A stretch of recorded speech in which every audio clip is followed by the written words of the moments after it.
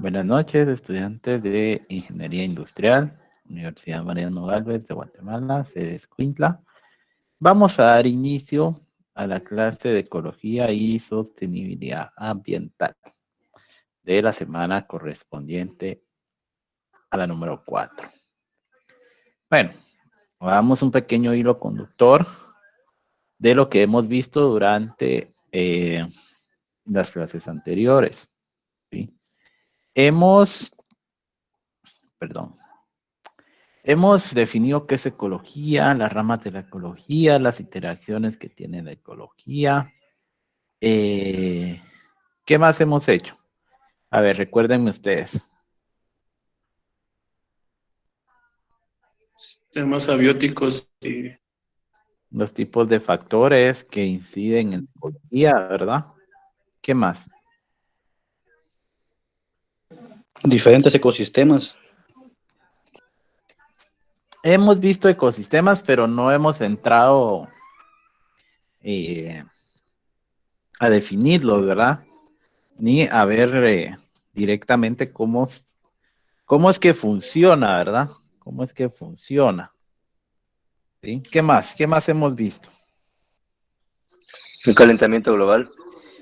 Hemos visto el calentamiento global, pero lo hemos visto de una manera, eh, ¿cómo le explico? De una manera superficial. No hemos entrado en detalles, ¿verdad?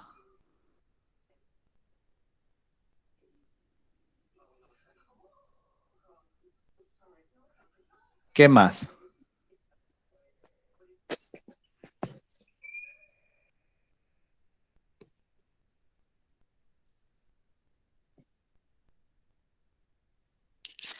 ¿Qué, qué es la ecología, ingeniero? Que la ecología es una ciencia diferente, ¿verdad? De las demás.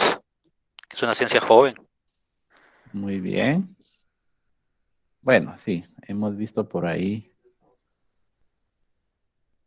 Permítame. Miren, denme unos 2 minutos. Solo voy a reiniciar el internet porque tengo un problema aquí de conexión. Ahorita me vuelvo a conectar. Denme 2 minutos, 2 minutos.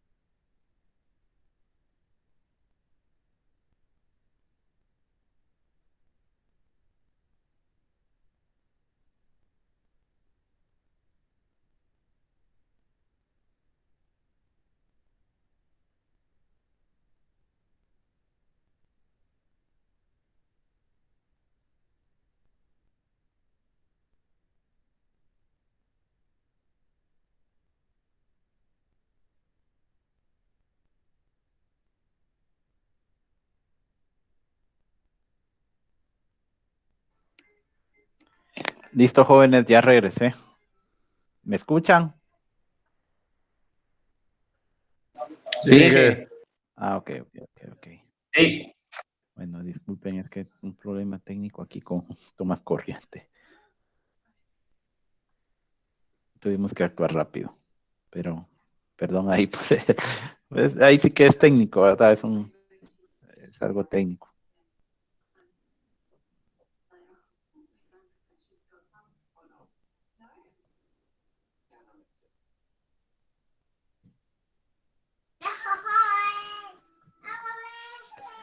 Permítanme. ¿Sí ven la presentación, chicos?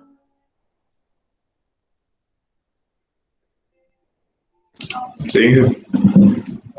Me parece a mí. Bueno, les decía entonces que hemos visto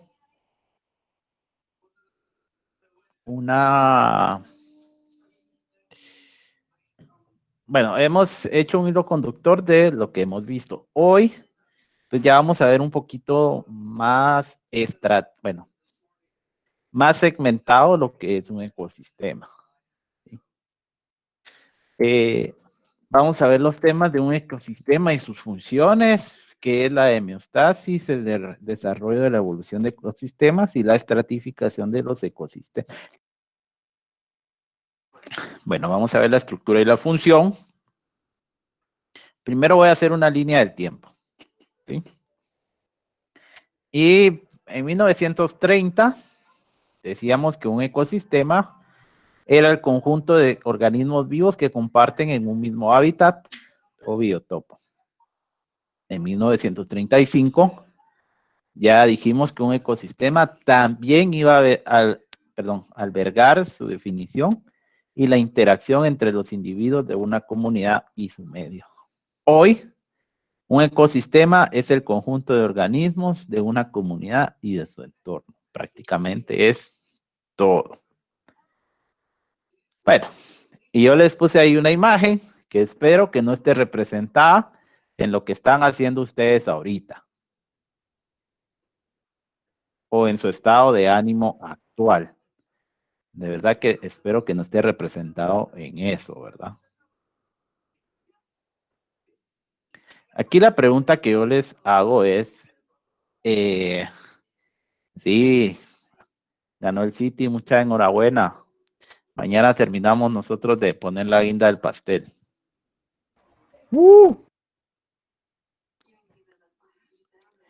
Bueno, les decía, ¿qué pueden observar ustedes en el ecosistema del panda que está ahí en la figura?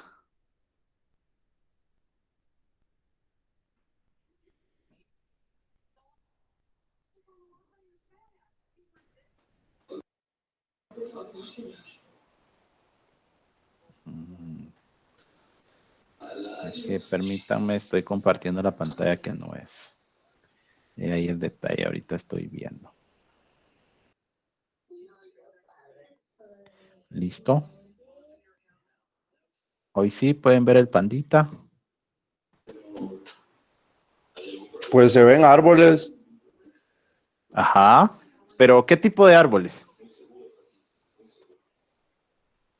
de bambú. bambú, cabal. Gracias. Ajá, ¿qué más?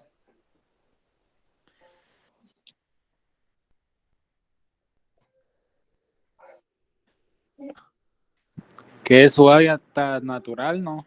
Sí, es su hábitat natural. ¿Y qué más tiene el panda en su hábitat natural?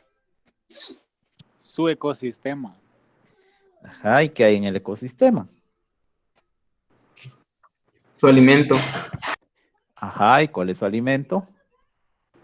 El palo de bambú. El El palo de bambú. bambú. ¿Qué más? Insectos. El lugar Ajá, donde duerme, ¿qué ¿no? más? ¿Qué más? Ajá, Las hojas de los árboles.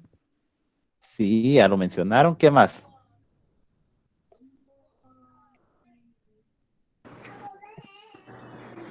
La temperatura al cual él está Ujú. adaptado, ¿no? Muy bien. ¿Y cuánto es esa temperatura?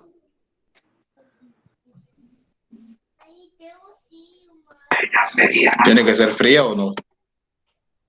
Ajá, pero denme un valor. De 22 a 30 grados, ¿no? Mucho, mucho, mucho, mucho.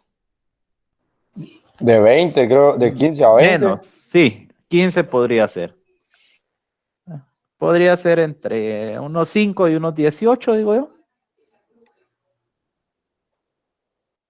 ¿Qué más? Hay algo indispensable que debe tener el panda por ahí. Se ve una gota de agua. Exactamente, debe de haber agua. Probablemente ahí cerca debe de haber algún río, ¿verdad?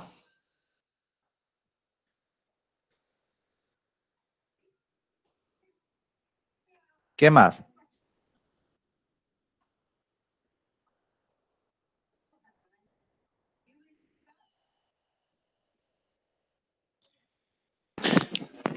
Inge, como que estuviera en un zoológico. Tal vez no. No, un zoológico no. Ya lo dijo ahí Arturo, en su hábitat natural. Es que yo no lo veo en su hábitat natural.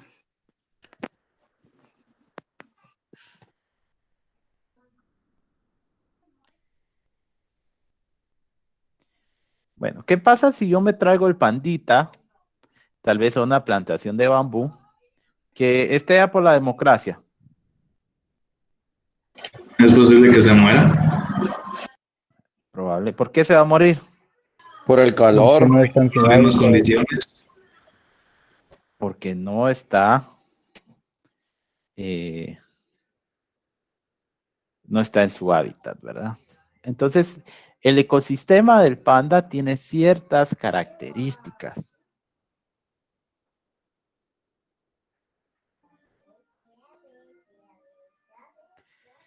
Bueno, vamos a ver un pequeño video en donde vean, principalmente les voy a decir, principalmente eh, lo que nosotros, el ecosistema, lo que nosotros necesitamos es luz solar. Si no existiera la luz solar, este planeta no funcionaría. O sea, sí funcionaría, pero no tuviéramos vida. La luz solar es la fuente principal de vida, que es el motor prácticamente de nuestro planeta. Les voy a quitar la pantalla porque voy a compartirles el video, solo permítanme. Voy a abrirlo. Pongámosle atención, este video es súper interesante. Nos dice muchas cosas.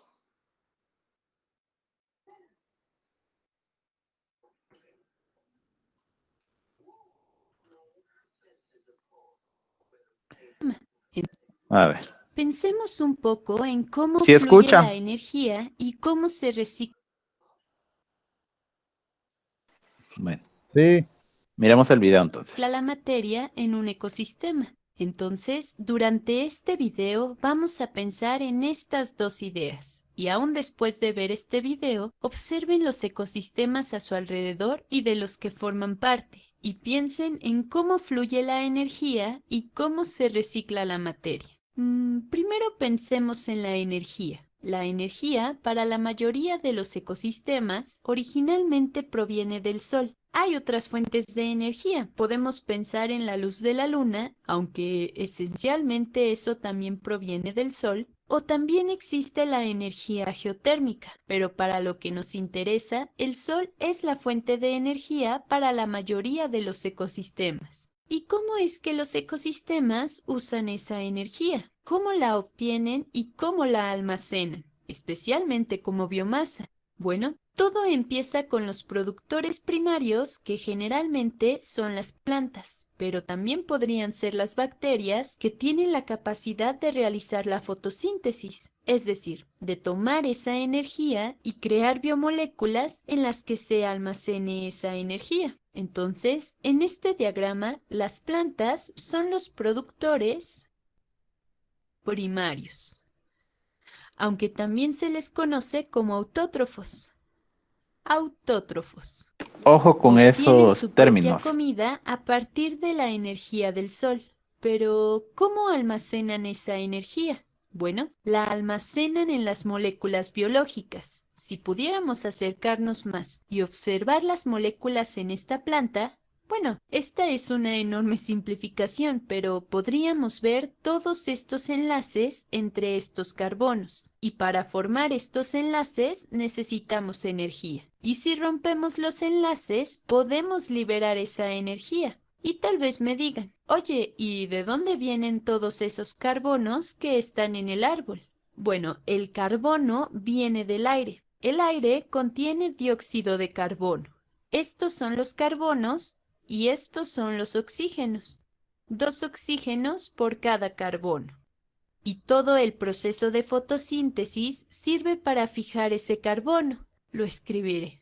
Aquí se va a fijar el carbono, que inicialmente se encuentra como un gas. Es parte del dióxido de carbono. Y después se fija en la estructura de la planta, se fija en las moléculas biológicas de la planta. Entonces, almacena esa energía. Ahora, este no es un proceso perfectamente eficiente. No toda la energía del sol se podrá almacenar, pues mucho de eso es reflejado, e incluso la misma planta, mientras vive y se reproduce, sus células se dividen y mucha de esa energía es utilizada, y en algún momento esa energía es liberada en forma de calor.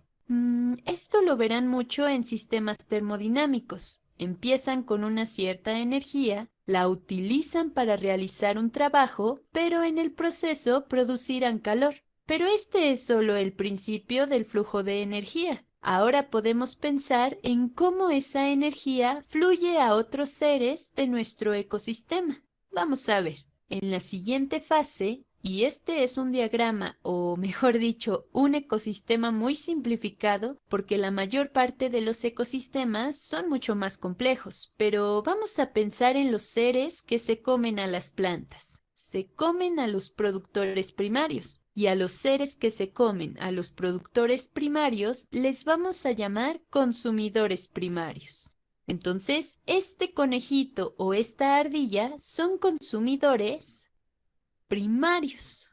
Se comen, o mejor dicho, consumen a los productores primarios. ¿Y por qué los consumen? ¿Por qué el conejo se come el pasto? Bueno, porque así obtiene energía de los enlaces entre los carbonos y de otros enlaces que existen en las moléculas biológicas, y puede usar esa energía para crecer, reproducirse, vivir y correr por ahí, y también almacena un poco de esa energía en su biomasa. Pero nuevamente, este proceso no es muy eficiente, porque al pasar de un nivel trófico a otro, solo se transfiere cerca del 10% de la energía, y esa es la energía que se almacena en el siguiente organismo. ¿Y por qué 10%? Bueno, porque no se come a todas las plantas, y porque en todo el proceso de comer plantas y digerirlas, un poco de esa energía se va junto con el excremento. El consumidor primario que tenemos aquí no pudo digerir todas las moléculas biológicas, por eso en general es un proceso ineficiente. Y bueno, aún no hemos terminado. Todavía tenemos energía almacenada en las moléculas biológicas de este consumidor primario, en las que alguien más podría estar interesado. Y sabemos que en muchos ecosistemas hay seres a los que les gusta comer conejos o incluso ardillas. Y en este dibujo tenemos al zorro. Y a este zorro que se come a los consumidores primarios le vamos a llamar consumidor secundario. Consumidor secundario. Y podemos continuar con esto si hay algún otro ser, supongamos que aquí hay una persona a la que le gusta comer zorros y ahí tiene su herramienta para cazar. Bueno, entonces el zorro es comido por él. ¿Y por qué come zorros? Bueno, en realidad lo que quiere es la energía que hay en ese zorro. Y bueno, no se trata solamente de las moléculas. Hablaremos sobre la materia en un momento. Pero quiere la energía y la materia del zorro para crecer y vivir. Entonces, a este ser lo conocemos como consumidor terciario. Consumidor terciario.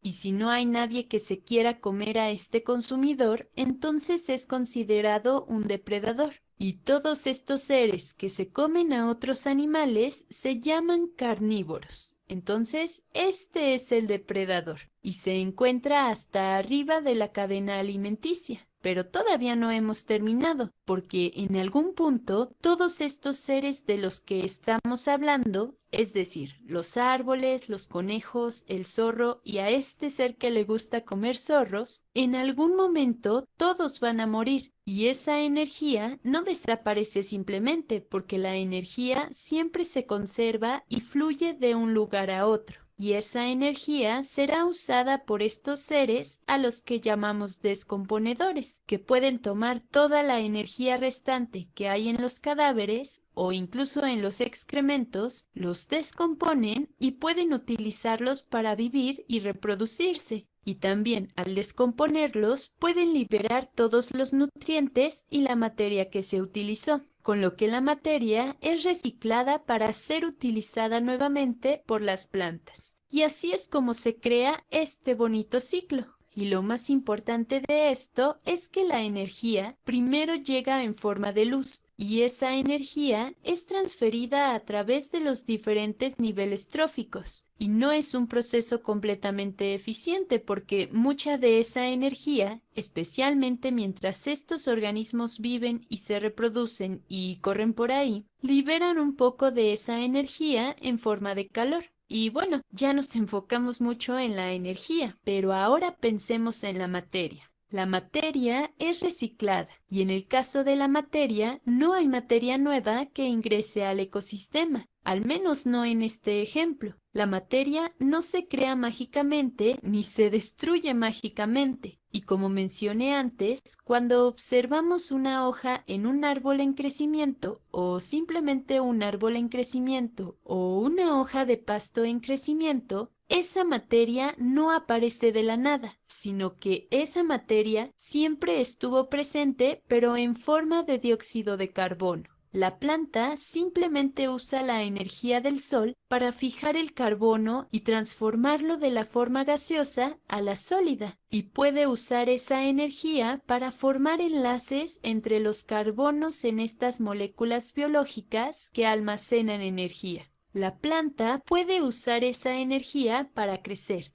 y como ya dijimos, existen seres que se comen a las plantas o seres que comen plantas y pueden usar esa energía. Entonces, el dióxido de carbono se fija en estas plantas. Voy a borrar esta flecha porque así puede confundir un poco. Bueno, entonces aquí se libera oxígeno, O2. Ese oxígeno, que es parte del proceso de fotosíntesis, ese oxígeno se utiliza por los animales para digerir estas moléculas biológicas. Estudiamos eso en biología, en respiración. Y para la materia, miren, aquí tenemos este carbono y cuando es comido, ahora forma parte de las biomoléculas de este conejito. Y cuando el conejo usa cualquiera de esas moléculas biológicas como una fuente de energía, entonces puede romper los enlaces mediante la respiración. Y el carbono es liberado en forma de dióxido de carbono. Entonces, ya lo había dibujado aquí. Bueno, entonces lo más importante a entender es que la energía fluye. La luz del sol entra y después todo esto ocurre hasta que una parte es liberada en forma de calor en la mayoría de las etapas. Pero en el caso de la materia siempre ha estado ahí. Todos los átomos de nuestro cuerpo y del planeta Tierra son reciclados constantemente y es materia que se creó adentro de las estrellas hace miles de millones de años, pero que seguimos reutilizando una y otra vez. La materia pasa de una forma a otra, aun cuando estos seres mueren, porque los descomponedores deshacen todo y lo convierten en simples moléculas inorgánicas que entonces pueden ser reutilizadas por las plantas junto con el carbono del aire, la luz del sol y el agua que se absorbe por sus raíces para empezar otra vez todo este proceso.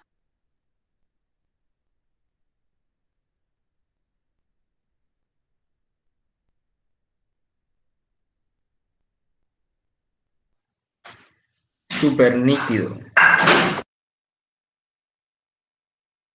A ver, les pregunto, ¿qué impresiones sacamos del video? Pues como podemos ver, ingeniero, tenemos la cadena alimenticia, los ciclos de la materia, los ecosistemas.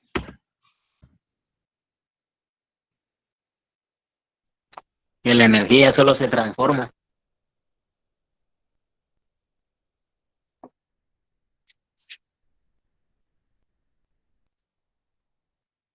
¿Qué más?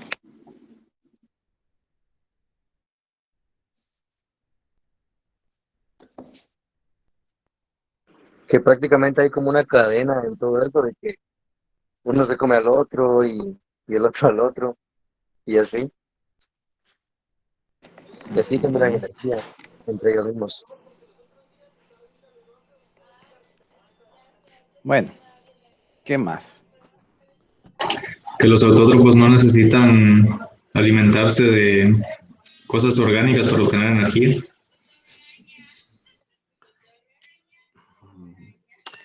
Los autrótrofos, vean cómo inicia el ciclo, ¿verdad? A ver, ¿dónde inicia el ciclo? Con los rayos del sol a las plantas. Con los rayos del sol. Imagínense que un día el sol deje de... Bueno, va a pasar, ¿verdad? Que un día el sol deje de emitir los rayos. ¿Qué va a pasar con nosotros? Nos va a quemar porque se va a expandir. Sí, va a haber una expansión. Pero digamos que se apagara. Que no llegaran los rayos del sol. Inge, ¿nos extinguiríamos o nos adaptaríamos? Yo creo que el planeta se congelaría. Nos extinguiríamos, Seguramente nos extinguiríamos. ya que los rayos del sol prácticamente nos ayudan a nosotros. Solo si podemos adaptarnos. Entonces sí, algunos podrían sobrevivir, en mi opinión. Pues no creo, Yo porque pienso que podríamos... sería demasiado baja como para adaptarnos. Creo porque No tendríamos alimento. Eso iba a decir yo. No tendríamos alimento.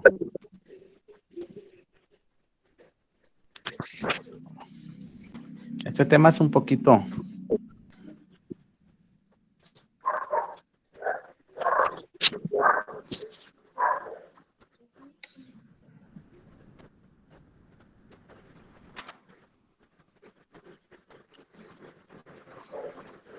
Bueno, ahora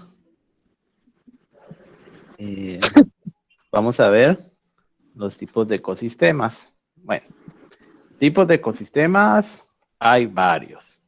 ¿Sí? Yo ahí escribí unos, pero la idea de estos tipos de ecosistemas es que ustedes los puedan identificar y que ustedes puedan decir las características de cada uno de ellos. Vamos a empezar con el terrestre. En el ecosistema terrestre, pues es donde nosotros vivimos, ¿verdad? Y generalmente nosotros tenemos vegetales, fauna, hay actividad de organismos, en fin. Ese no lo voy a definir tanto porque nosotros convivimos con él día con día. Bueno.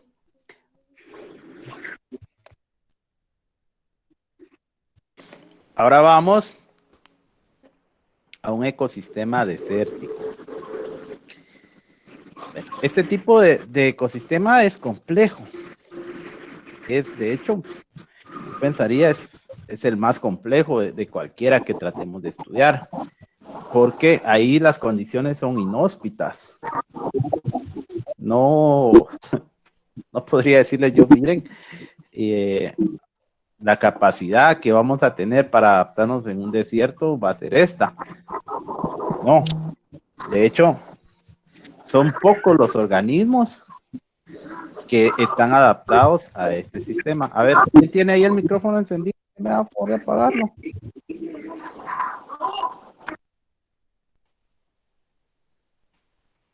Gracias. Bueno, les decía, si ustedes ven en un sistema desértico, les voy a mencionar algunos. Un nopal. ¿Sí? Un nopal se desarrolla perfectamente en un desierto. No hay agua, la cantidad de calor es excesiva, la irradiación de luz es bastante grande, pero ahí está el nopal. Un camello. El camello también está adaptado para poder vivir en ese sistema, aunque les digo, aunque esté adaptado a vivir a este sistema, el camello va a haber un momento donde va a tener que beber agua. El camello toma agua y tiene una reserva de agua de varios días. ¿Sí? Ellos toman suficiente agua y tienen una reserva de agua ahí durante muchos días. Pero va a llegar el momento en donde va a necesitar ir al río para ir a tomar agua. Pero está adaptado, ¿verdad? Está adaptado al ecosistema.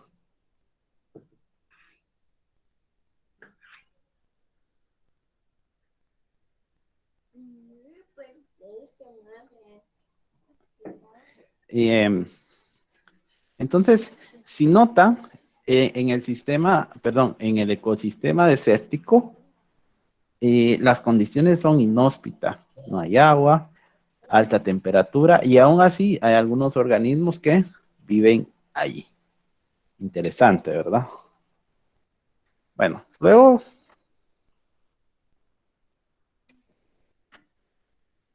tenemos el forestal. Bueno, en el forestal, pues este va a representar el 25% de la corteza terrestre. Y va a haber mucha fauna, va a haber muchos árboles, van a haber muchas cosas. Sí. Dije una pregunta, ¿se podría decir que el ser humano es una de las cosas que más ecosistemas se podría adaptar? Sí, de hecho, el ser humano podría adaptarse al forestal, podría adaptarse al montañoso, podría adaptarse al terrestre, e incluso podría hacer algunos ajustes para adaptarse en un desértico, ¿sí? Hay ahí por ahí algunas películas, ¿verdad? Que van a ecosistemas inhóspitos, ¿verdad? Como Marte, no sé si las han visto.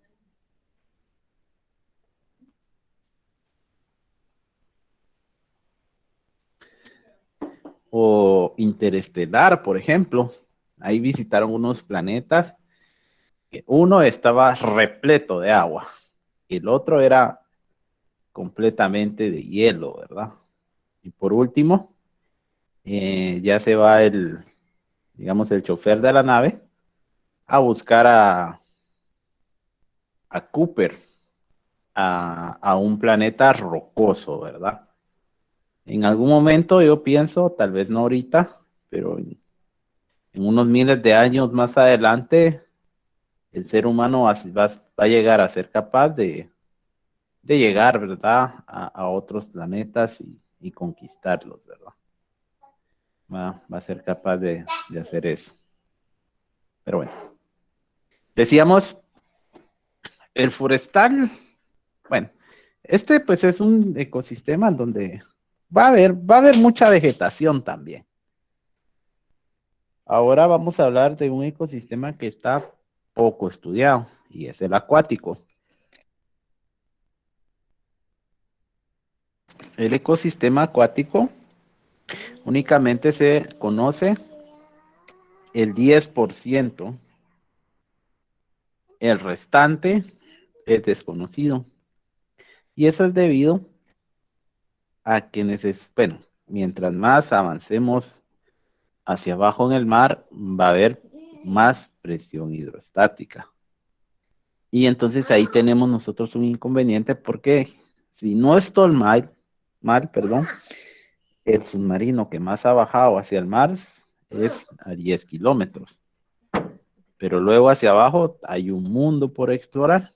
Vimos el otro día que había por ahí un pececito, ¿verdad? Que ¿cómo se llama?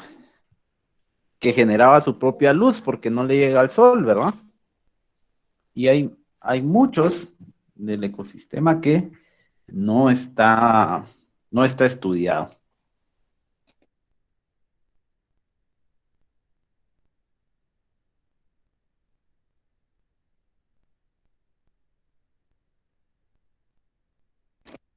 Denme un momento.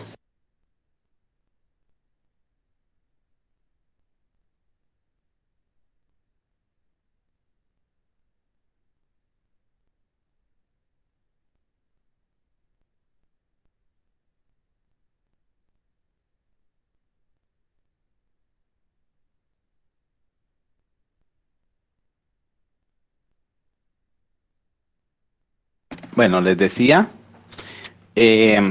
pero no son solo peces también en el acuático. En el acuático tenemos fauna. Hay algas, hay corales. Vamos a encontrar por ahí también parte de flora acuática, ¿verdad? Que es interesante que lo puedan estudiar, ¿sí? La ecología estudia mucho el mar. La ecología estudia mucho el mar. De hecho, hay doctorados. Costa Rica tiene un doctorado en ciencias marítimas y estudian mucho el mar. Guatemala tiene, bueno, posee más extensión acuática que terrestre, pero es lo que menos explotamos, lo acuático, ¿verdad? Bueno, y por último tenemos para esta sección que yo coloqué acá, el ecosistema montañoso. Bueno, este va a tener característica que va a tener un relieve alto o elevado y va a tener una variación topográfica diferente. Generalmente va a tener muchas pendientes, ¿verdad? Y también, obviamente, en la montaña, pues va a vivir flora, va a vivir fauna, adaptadas a la montaña. ¿Cómo podría ser el quetzal, verdad? El quetzal está allá en las montañas de los Verapaces, ¿no? Hay por ejemplo, usted me puede decir, ingeniero, ¿y qué otro tipo de ecosistema hay? Bueno, hay muchos. Voy a mencionar otro, el volcánico. Cuando ustedes van a ascender un volcán, van a encontrar árboles, van a encontrar animales y van a ver algunos microorganismos también, ¿verdad? Algunos supertermofílicos que resistan las altas temperaturas y así vamos a encontrar ecosistemas variados. Pero aquí mencionamos unos nada más. ¿Dudas que tengamos de esto que acabo de mencionar?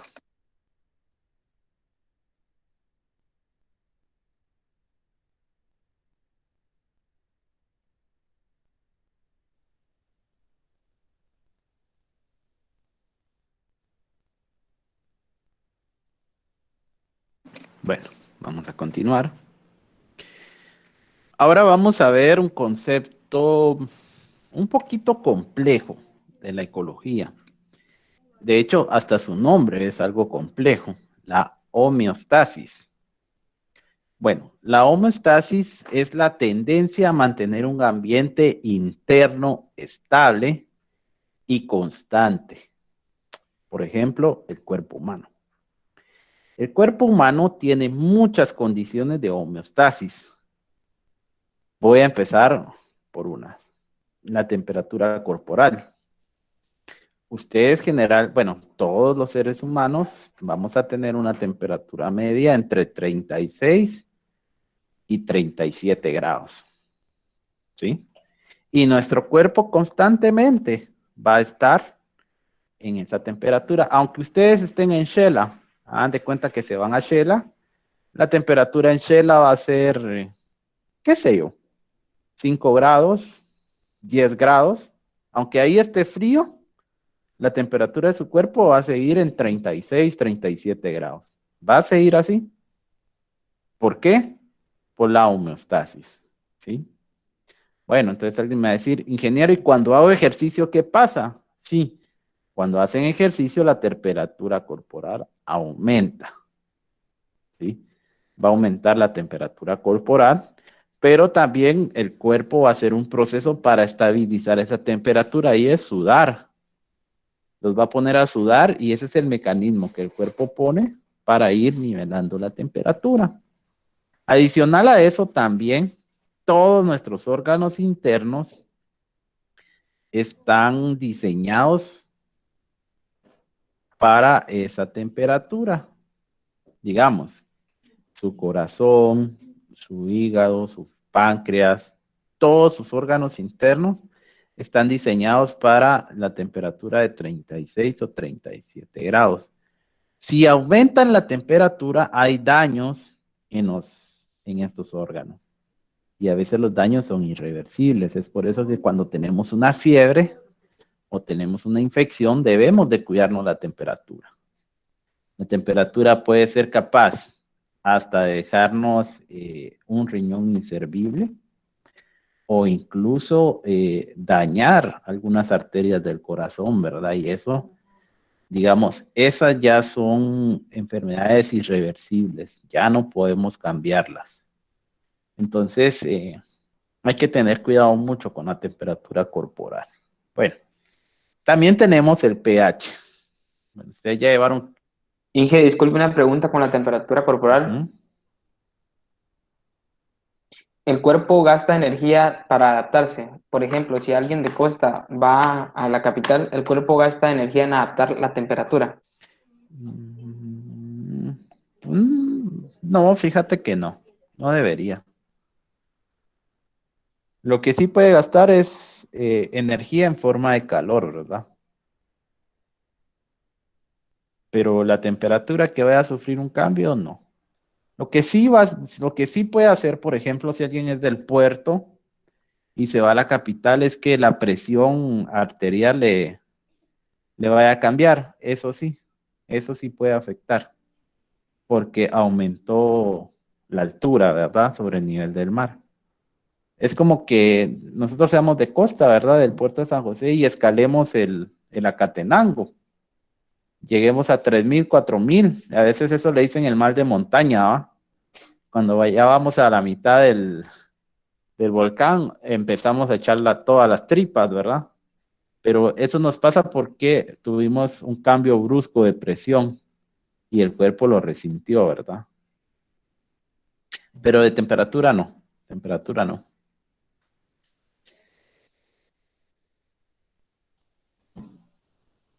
Bueno, ustedes ya llevaron química 2, ya saben qué es el pH.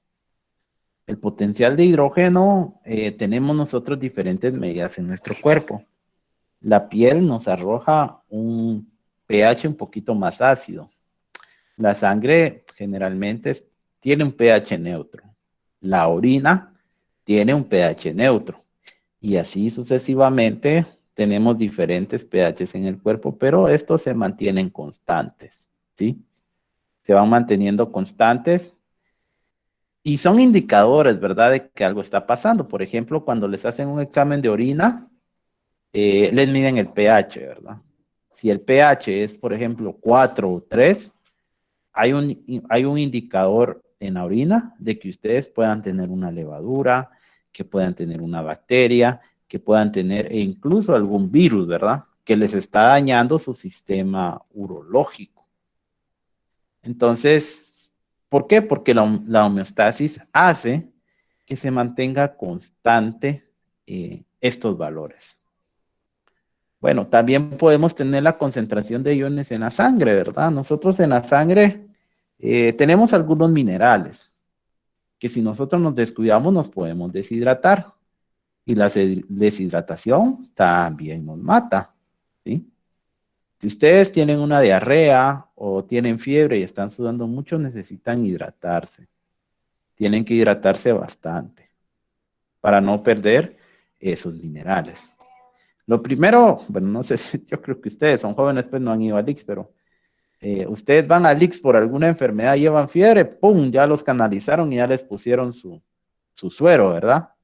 Es lo primero que se hace para que ustedes no pierdan los minerales. Bueno, y también nuestro cuerpo tiene una concentración de glucosa. Esta concentración de glucosa tiene una medida, ¿verdad?, entre 80 y 110 o 120, si no estoy mal. Y esta, ahí generalmente es un indicador de que no son diabéticos.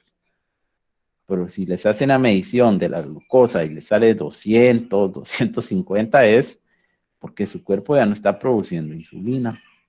Entonces ya necesitan ustedes medicamentos para que su cuerpo produzca la insulina. E incluso si no funcionan los medicamentos, tienen que estar inyectando insulina constantemente. Pero vamos a que nuestro cuerpo se mantiene en homeostasis, ¿verdad? Mantiene casi todas las variables controladas. Y esos indicadores son los que utilizan los médicos para determinar si uno está sano o va a padecer alguna enfermedad. ¿Ya? Pero, digamos, podemos tener algunas alteraciones, ¿verdad? Porque no todo es positivo. Primero, vamos a hablar de la conservación de la homeostasis, que es la temperatura corporal. Ya vimos que nuestro cuerpo se empeña en mantener la temperatura corporal a pesar de la condición que se tenga. Una negativa, definitivamente la diabetes. ¿Sí? La diabetes es una alteración negativa porque ya no producimos la insulina. Y la diabetes nos va a derivar en un montón de enfermedades más. Podemos perder la vista, podemos Cálculo de perder... riñones. Ingeniero, ¿y la diabetes se puede controlar? Sí, la puedes Desaparecerla, controlarla sí se puede. Eliminarla, no. ya no. No, ya no. Tendrían que cambiarte el páncreas, vamos. Sí, porque prácticamente es donde ataca, creo yo, la diabetes, ¿no? ¿Qué manda? Ahí es donde ataca la diabetes, si no estoy mal. Sí, el páncreas deja de producir la insulina.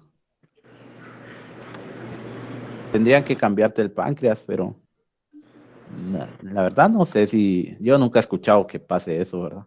Sí hay trasplante, Inge. Sí. Sí hay trasplante. Ah, ok. Pero ha de valer 1,000,000 de quetzales, ¿no?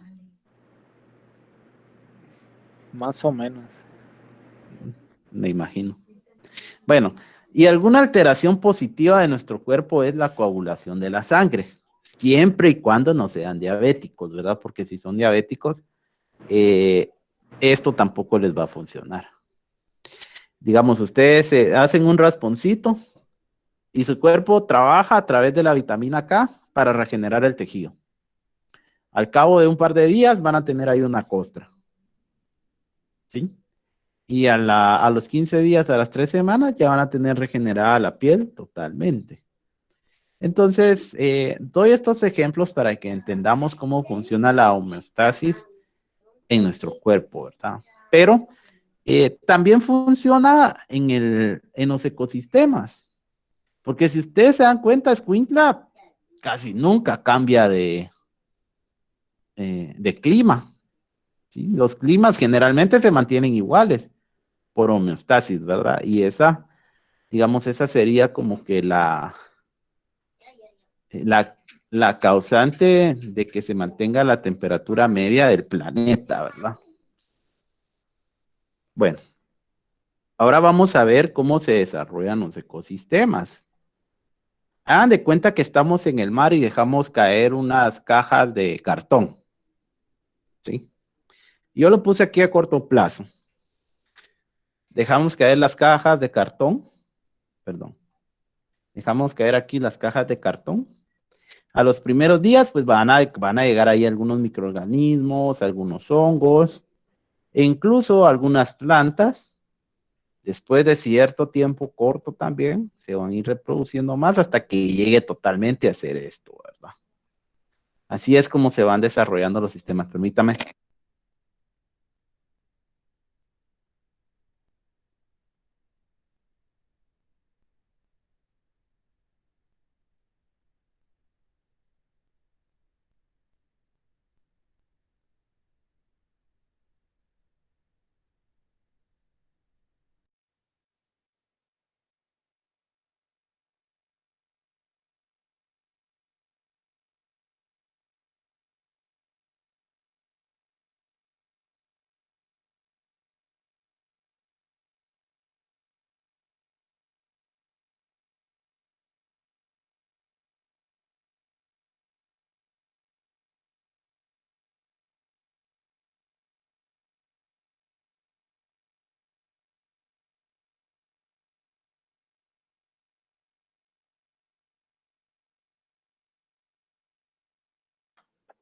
Inge, creo que se le fue el audio.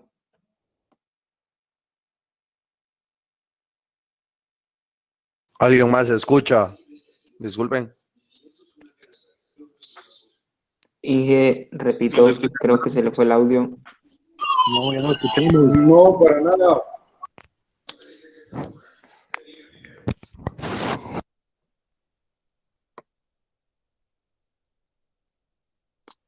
La bebecita de bebé.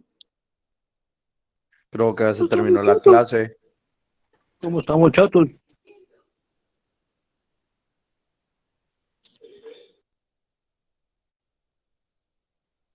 ¿Aló? Hola, ¿Quién Jorge, desea buenas hablar? noches. Sí.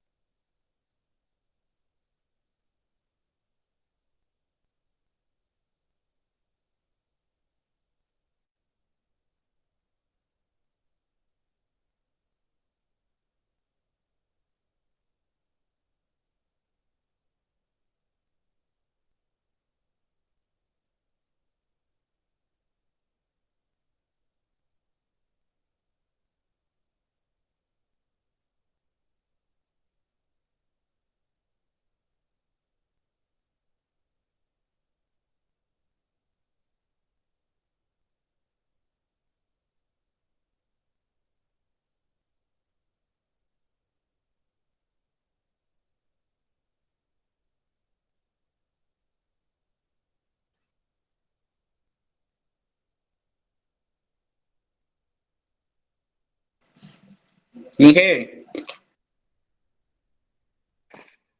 Inge no tiene audio. O sea, tal vez sí tiene, pero no lo escuchamos nosotros. Ahí sí me escuchan. Ahora sí, clarito. ahora sí. ¿Sí ven la presentación? Sí. Sí se Ok, ve. gracias. Inge ahí tiene mensajes en el chat. Permítame, voy a ver.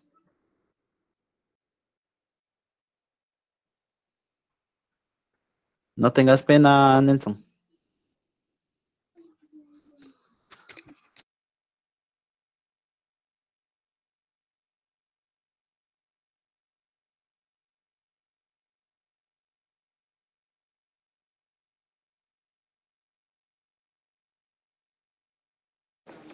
Bueno, les decía.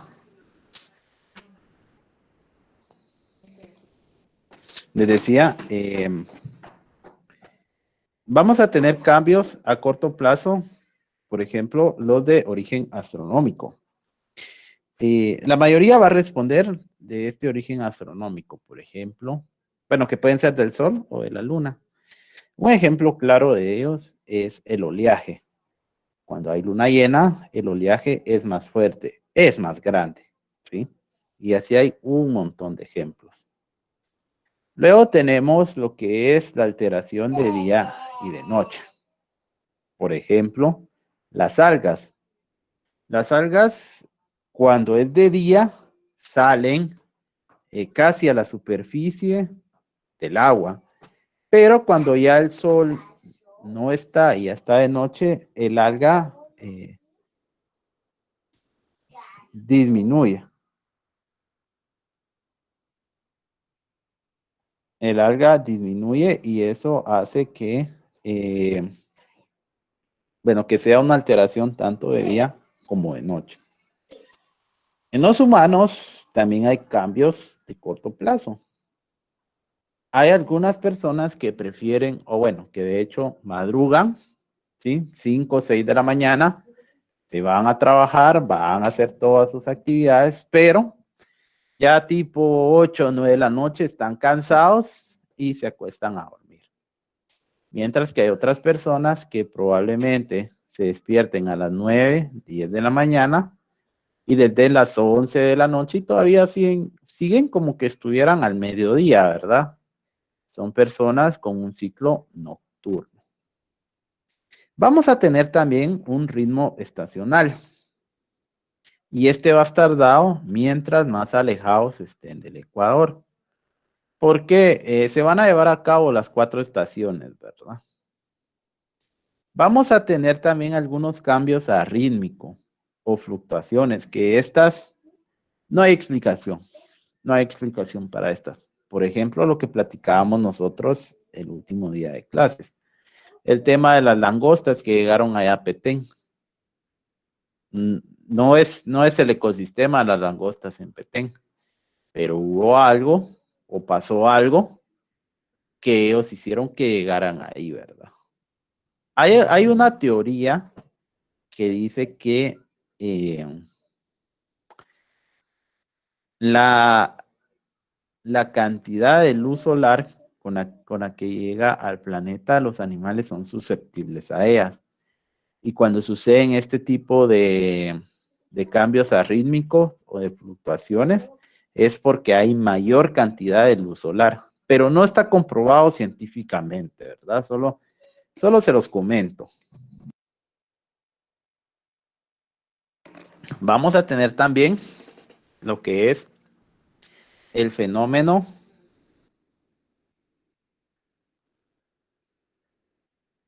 de el niño y la niña. El fenómeno del niño dura entre 4 y 6 meses.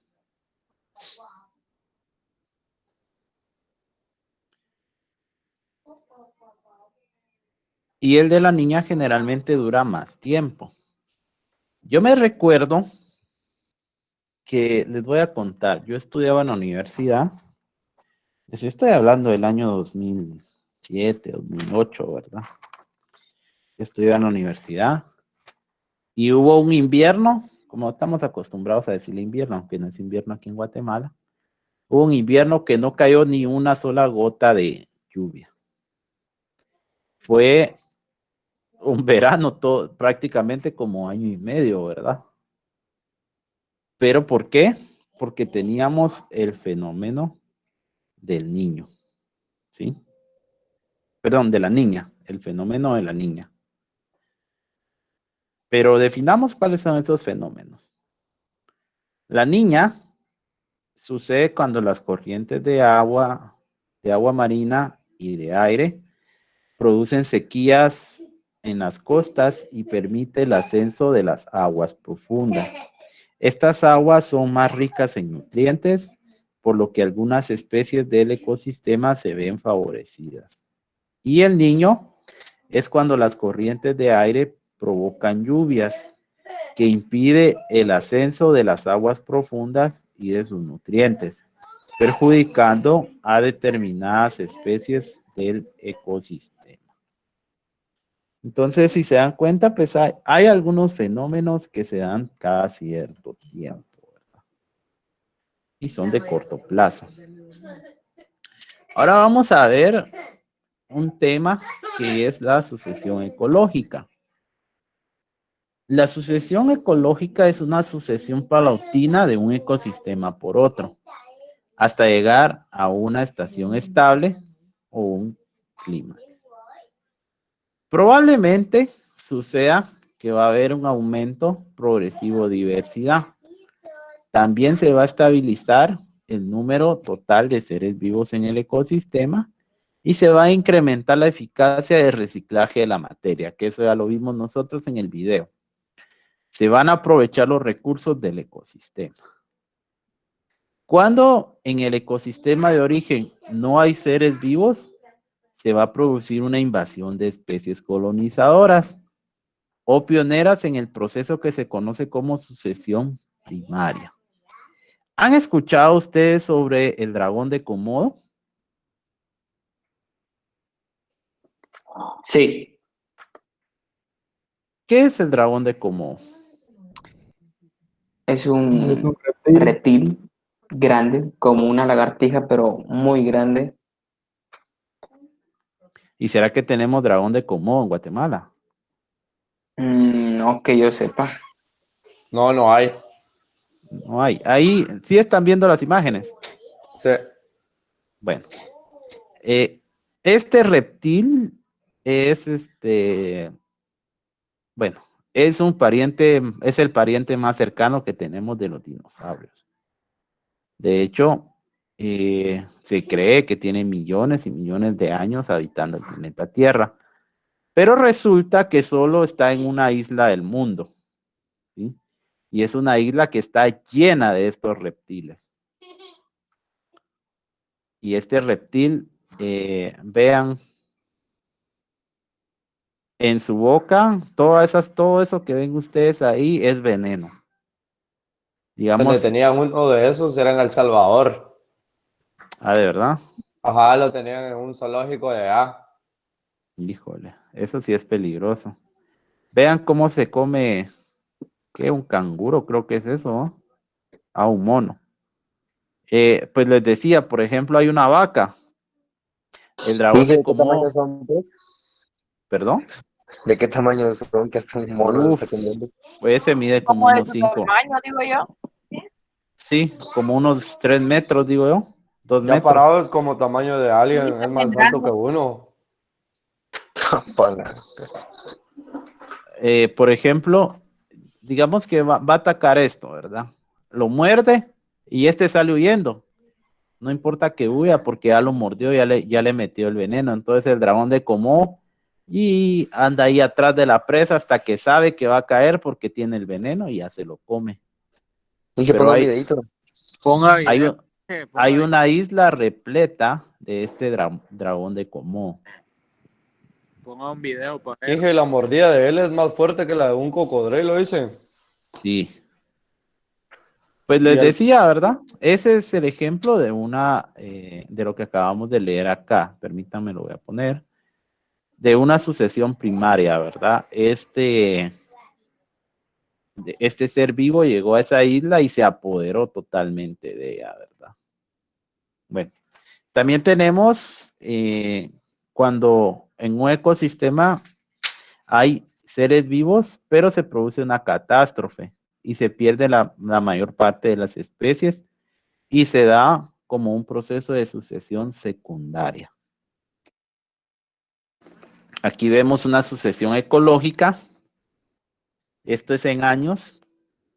Tenemos un terreno y al 1 o 2 años, pues vamos a ver como que fuera gramita. Entre 3 y 20 años, pues se van a ver ahí algunas plantitas, ¿no? Entre 25 y 30, pues ya se ven algunos árboles. Perdón, entre 25 y 100.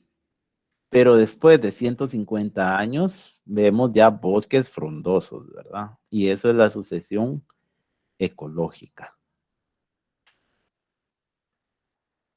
Bueno, y por último, vamos a ver la estratificación. Bueno, la palabra estratificar significa ordenar, ¿sí? Si se dan cuenta en la imagen, tenemos un árbol grande, tenemos un arbusto y tenemos una hierba. Este es un ejemplo de estratificación. Pero leamos. La estratificación vegetal se refiere a la distribución que presentan las plantas en los ecosistemas y está determinado por el tamaño y el tiempo de vida de los organismos.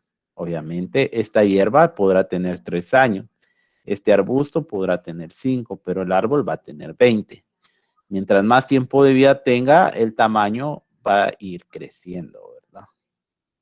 Y eso es lo que llamamos estratificación. No sé si tienen dudas, preguntas, comentarios.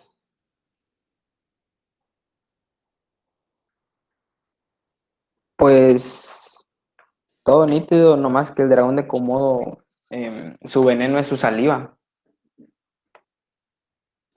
Sí.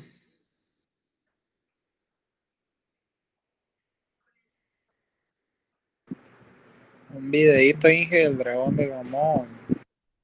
No, hombre, ese lo ven ustedes ahí en National Geographic.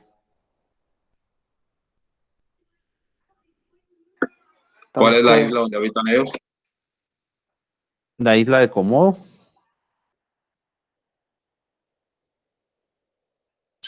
¿Y ¿Dónde cómo se le hacen ubica? para andar ahí? ¿Cómo le hacen para andar entre la isla?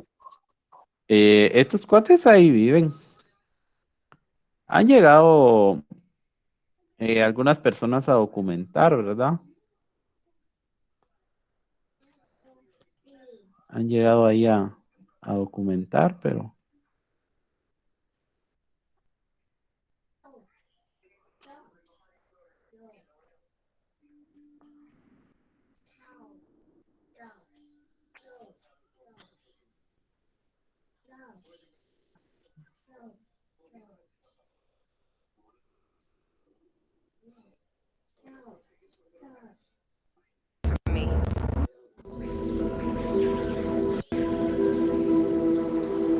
Una mordedura, ¿vale? Como si dijésemos en el hombro derecho. Y es una mordedura de Komodo, de dragón de Komodo.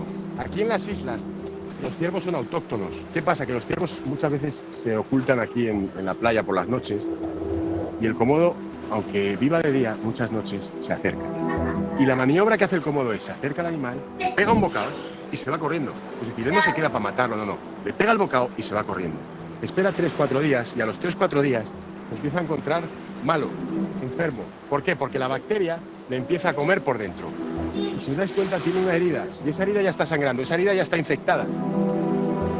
Y este ciervo seguramente, nos quedamos un par de días más, veremos a los Komodos comiéndose. Y os hablo en serio. Porque es el modus operandi del Komodo.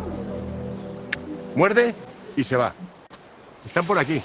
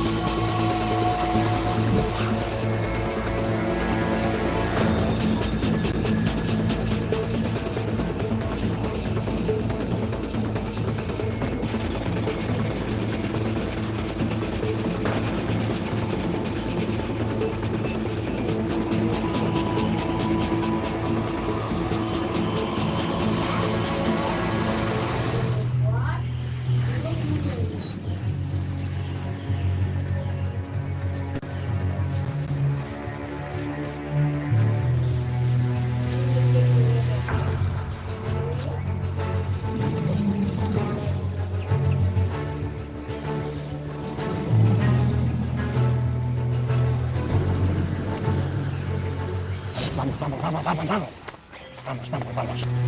Hostia, han matado un bicho, espera. Han matado un bicho, se lo está comiendo de una, tú. Se lo está comiendo de una.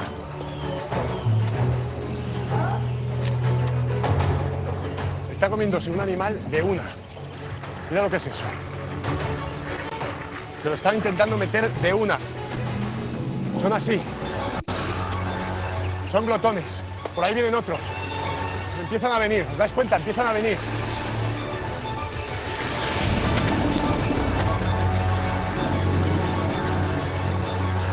Empiezan a venir porque huelen la sangre, huelen la carne. Y atento, mira cómo vienen, y se van a pelear. Ahora empieza la movida, aquí se ponen agresivos. Cuidado todo el mundo cuidado. Porque ahora se empiezan a pelear. Vais a ver.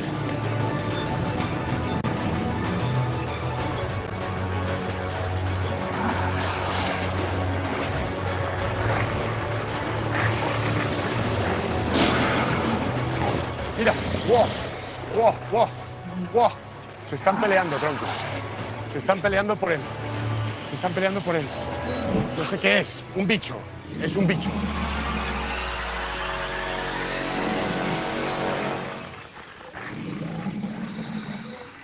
Viene otro por allá. Aparece otro. O sea, tenemos 4, chavales. Esto es una movida. A ver, si os dais cuenta, el que lo cogió primero se lo soltó y lo cachó el que es un poquito más pequeño, es otro macho.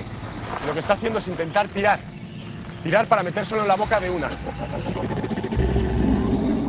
Cuidado. Fíjate cómo se están peleando por el animal. Y lo que van a hacer es destrozarlo en trozos, intentar meterse los trozos cuanto más pueden, mejor. Me está mirando a mí, yo no soy la comida está ahí, colega. La comida está ahí. Pero fijaros lo que es la potencia que está tirando cada uno de un lado. O sea, estos son los momentos que os digo.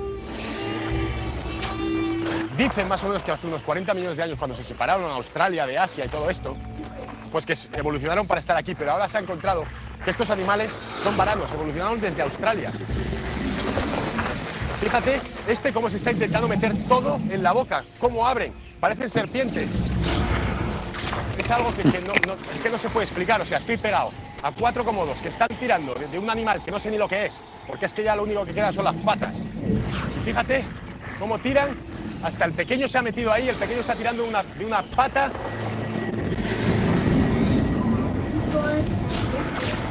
¿Qué pasa? Que estos no mastican. Estos lo que hacen es que se lo tragan todo de una. Con lo cual van pillando trozos y para adentro. Y para adentro y para adentro, chavales. O sea, es algo espectacular. Tenemos 4 cómodos jugando al 4 en raya.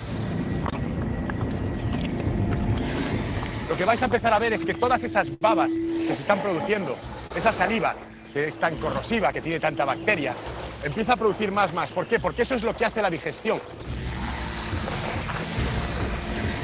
Toda esa saliva y toda esa bacteria que dicen que el dragón si te muerde y tal, eso es parte de la digestión que hacen con el animal. Ya se lo empiezan a meter, va todo ensalivado y esa saliva lo que hace es que les ayuda a hacer una digestión.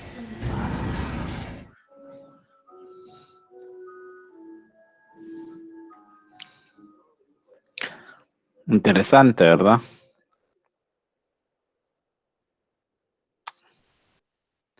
Bueno.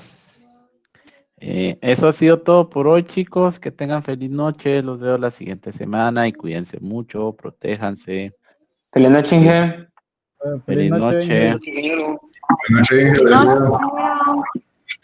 noche. Cuídense, feliz noche.